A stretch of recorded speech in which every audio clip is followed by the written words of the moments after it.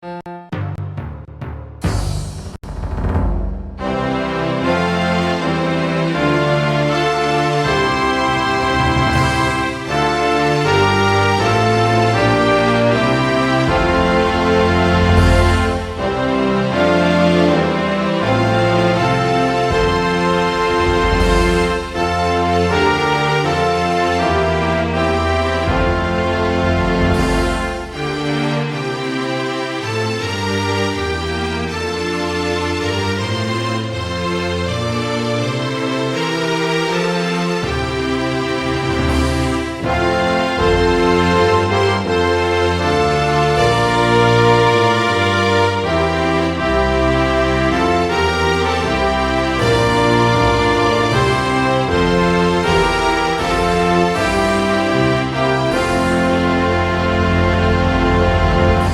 behalf of the government of Edo State, I celebrate the gift of a new year with all my beloved Edo people and residents.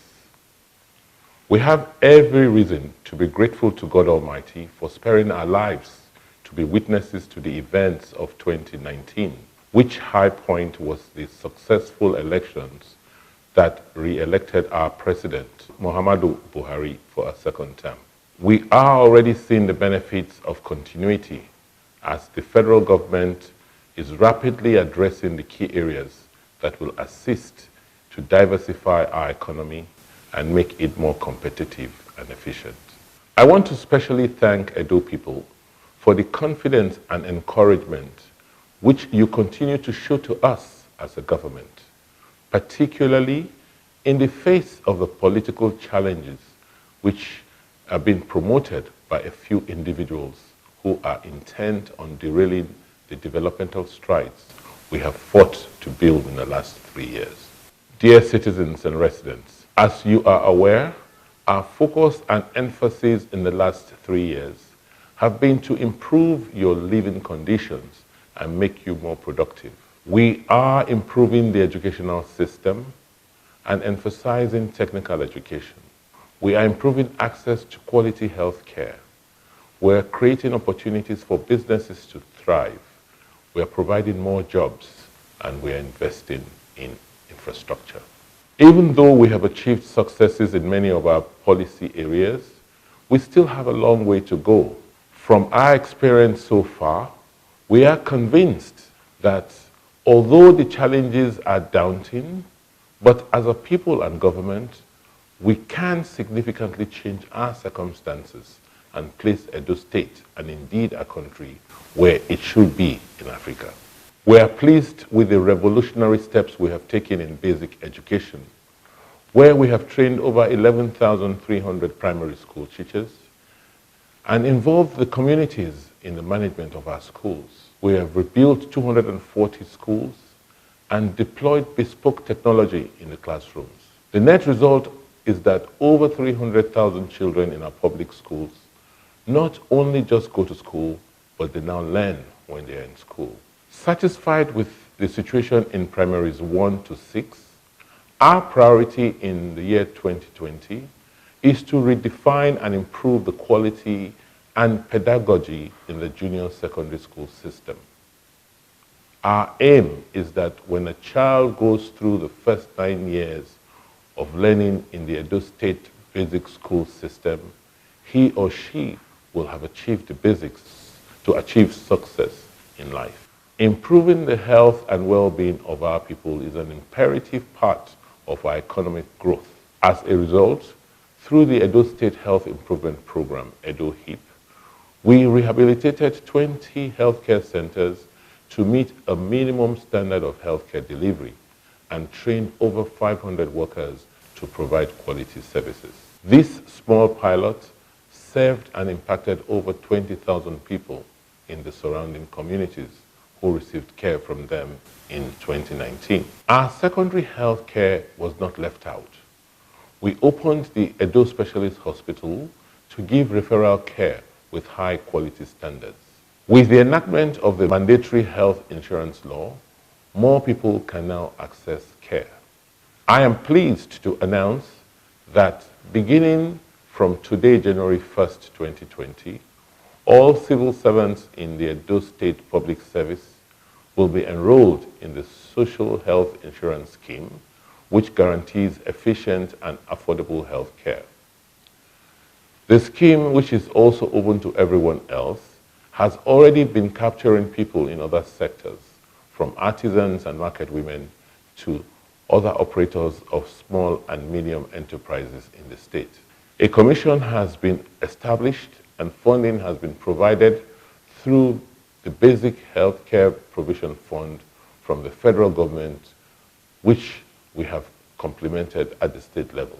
In 3 years, we have created more than 157,000 jobs directly and indirectly, and have also prioritized solution-focused skill development programs. The jobs which have been created are widely dispersed across several sectors, ranging from information communication technology, ICT, to healthcare, construction, arts and crafts, printing and packaging, agriculture, education, catering and hospitality, sports, entertainment, amongst others. This year, we are doubling our efforts to surpass the set target of 200,000 jobs, which I promised in 2016, as we intend to deepen our relationships with local and international partners to create more opportunities for our youths.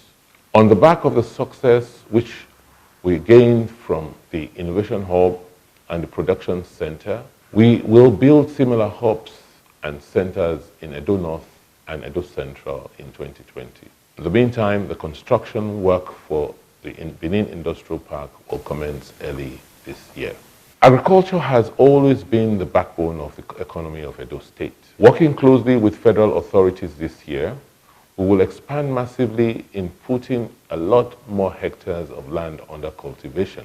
From the experience which we have gained, we will assist farmers in preparing land and provide them access to inputs and financing. Under the Edo Agripreneur Program, priority will be placed on rice, cassava, and maize, livestock, poultry, and piggery. Our Edo State Oil Palm Program, which we launched with the Central Bank of Nigeria last year, marks a watershed in the agricultural transformation of our state, with a commitment of about 70 billion naira to cultivate the first phase of 50,000 hectares. We expect that the program will, within 5 years, create not less than 600,000 jobs in the state. As a government, our workers' welfare is priority. That is why payment of salaries and pension is non-negotiable. Our goal is to have the best motivated and trained public servants in Nigeria. Consequently, as I promised last year, Edo State will implement the new minimum wage with effect from today, January 1st, 2020. Workers in the Edo State Public Service will attest to the benefits and promise of the contributory pension scheme, which we began implementing since January 1st, 2017. In order to place the local government workers at par with workers in the state service, with effect from today, all local government workers will be enrolled under the contributory pension scheme. We will continue to make the work environment more friendly for our workers. Therefore, the overhaul and refurbishment of the remaining buildings in the State Secretariat will commence this year. In addition, the Chief John Odigye Oyegun Public Service Training Academy will commence training of all categories of public servants and equip them with top-of-the-range skills to better serve us all. Fellow citizens, we want to assure you that despite attempts to distract us, we will not relent in pursuing our well-thought-out reforms, policies, and programs which are targeted at attaining our vision of creating the Edo State of our dreams. Edo State is now regaining its lost glory as it now plays host to major national events like the National Arts Festival in 2019 and the National Sports Festival, which will hold this year. The Benin Airport, which now has night landing and instrument landing facilities as a result of our intervention and the support of the federal government, has now come back alive with over 5 airlines flying the route. Because electricity is critical to attaining our goals, we are exploring all options available to us as a government to make electricity available to our citizens. This is why we supported the 55 megawatt CCTEC Osiomo power plant, which will be commissioned this year. Some of the electricity will be purchased directly to power street lights, government buildings, and industrial clusters. We are also committed to bringing the development closer to everyone through the Constituency Development Program, which will run in partnership with members of the Edo State House of Assembly. That is why in the 2020 appropriation, we have earmarked that the sum of 250 million naira will be spent directly in each of the 24 constituencies in Edo State. I want to assure you, fellow citizens, that we will not relent in our efforts at infrastructural renewal, industrialization, and social development programs, which we are currently undertaking across the entire state. We are committed to fixing our roads, rebuilding schools, facilitating expansion of existing businesses, and ensuring a vibrant, boisterous state that we all will be proud to be associated with. 2020 will be another election year in Edo State. We will ensure that there is peace and security during the contestation. As part of our program to ensure sustainable security, we have also earmarked the sum of 2 billion for the state's Security Trust Fund, which will raise funds from businesses and citizens to bolster our ability to protect and secure you more effectively. Despite the provocation and hostility from quarters who should be interested in this and support the progress of our dear state, I solemnly pledge to uphold the people's trust and continue to stand for our collective interest. As mortals, we will come, play our parts, and leave, but Edo will remain. My goal at the expiration of my tenure is that Edo State would have been propelled to the league of the best and most efficient subnational entities, not just in Nigeria, but in Africa. We deeply appreciate the continued support of all our major stakeholders in the society. We want to particularly thank His Royal Majesty, Omonoba Nedu Ukwa-Polopolo, Obaiwide II, the Oba of Benin, and the traditional institution. We want to thank the judiciary, the legislature, the media and civil society, the organized private sector, the civil service, students, farmers, market women, and artisans, amongst others. We continue to seek your collaboration and assure you that your inputs are critical to our decision-making process as a government.